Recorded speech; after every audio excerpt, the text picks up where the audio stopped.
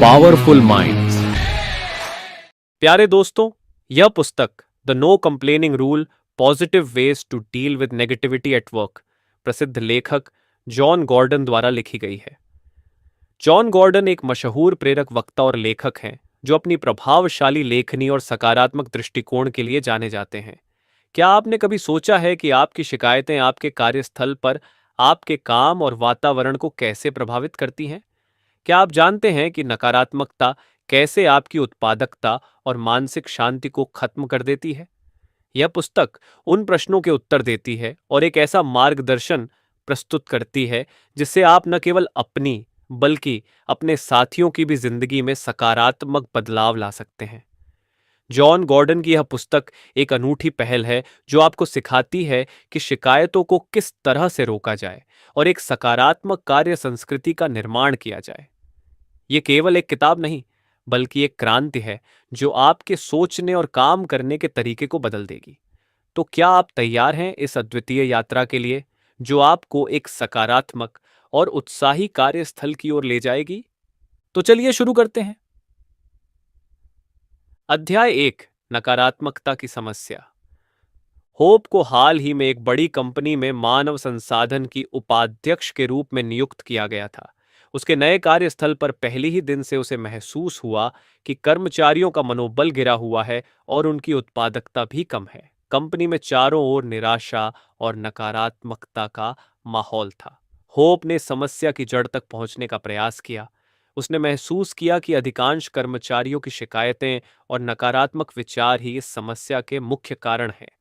Company की स्थिति को सुधारने के लिए होप ने इस समस्या का समाधान निकालने का संकल्प लिया। अध्याय 2, नो कंप्लेनिंग रूल की खोज। होप ने कई शोध और चर्चाओं के बाद यह निष्कर्ष निकाला कि शिकायतें और नकारात्मकता ही सबसे बड़ी समस्या है। उसने नो कंप्लेनिंग रूल को लागू करने का निर्णय लिया। यह नियम कहता है कि कोई भी कर्मचारी बिना समाधान के सिर्फ शिकायत नहीं कर सकता।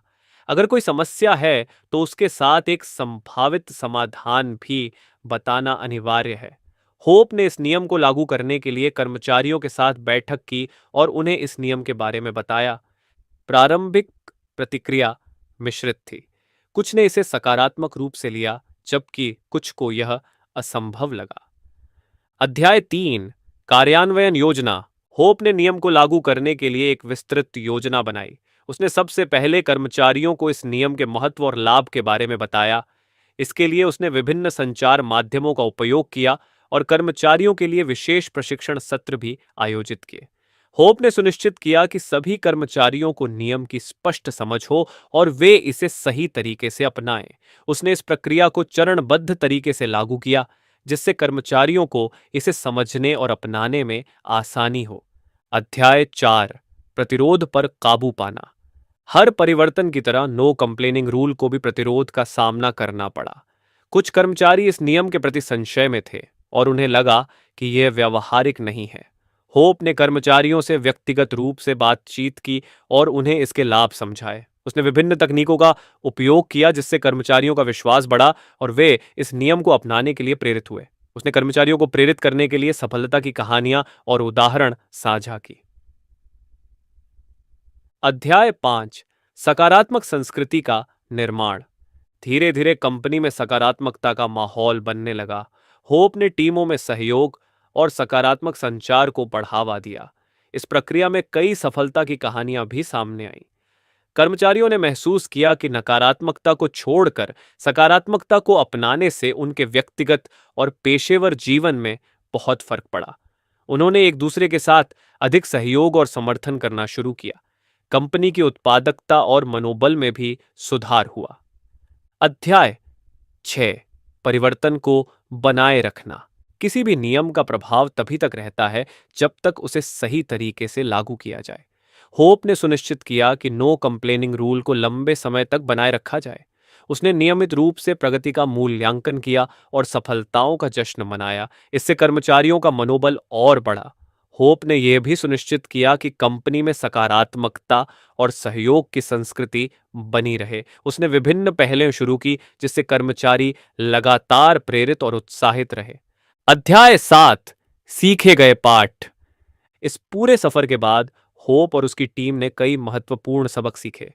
उन्होंने समझा कि सकारात्मकता और सहयोग से किसी भी समस्या का समाधान किया जा सकता है। होप ने अन्य कंपनियों को भी इस नियम को अपनाने की सलाह दी और उनके साथ अपने अनुभव साझा किए। उसने बताया कि कैसे नो कंप्लेनिंग रूल ने उनकी कंपनी का माहौल बदल दिया और इसे अधिक उत्पादक और सकारात्मक बना दिया। निष्कर्ष, नो कंप्लेनिंग रूल ने न केवल होप की कंपनी का माहौल बदल दिया, बल्कि एक नई सकारात्मकता की लहर भी पैदा की। इस कहानी से हमें यह सीख मिलती है कि अगर हम शिकायतें छोड़कर समाधान की दिशा में सोचें, तो कोई भी समस्या बड़ी नहीं होती। आशा है कि यह कहानी आपको प्रेरित करेगी और आपके कार्यस्थल को भी सकारात्मकता से भर देगी। आशा करते हैं कि यह वीडियो आपको काफ़ी पसंद आया होगा। तो ऐसे और वीडियोस के लिए बने रहिए हमारे चैनल पावरफुल माइंड्स के साथ। धन्यवाद।